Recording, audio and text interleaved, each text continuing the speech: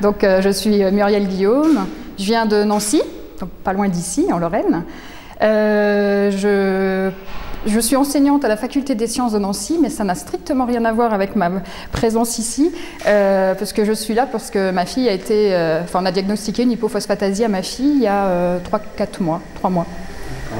Et donc tu as appris à connaître l'association Hypophosphatasie Aura? Oui. Dès qu'on a diagnostiqué l'hypophosphatasie, j'ai fait des recherches sur Internet et comme l'association est très bien référencée, je suis tombée en premier sur l'association.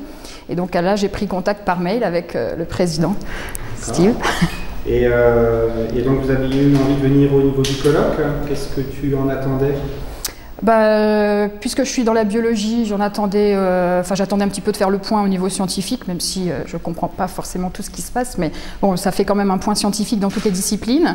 Et puis bien sûr, j'attendais surtout de prendre contact avec différentes équipes et pour déjà avoir parfois quelques conseils, parce que nous, on n'en est qu'au début du diagnostic, on a eu le diagnostic biochimique, mais pas encore moléculaire, etc.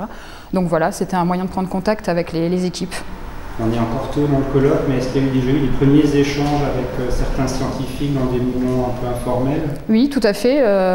On a déjà eu des échanges avec des spécialistes au niveau dentaire. Pour l'instant, c'est à peu près tout, mais c'est tout à fait possible d'avoir des contacts avec les scientifiques. Ils sont tout à fait accessibles. Donc, je m'appelle Fabien Guerrero. Je viens de Perpignan, dans les Pyrénées-Orientales. Puis on a rejoint l'Alsace pour ce colloque car nous sommes famille de malades. Voilà, un petit garçon qui est malade et donc voilà. Qui a été diagnostiqué il y a longtemps. Qui a été diagnostiqué alors qu'il avait 2 mois, il a aujourd'hui 4 ans et demi.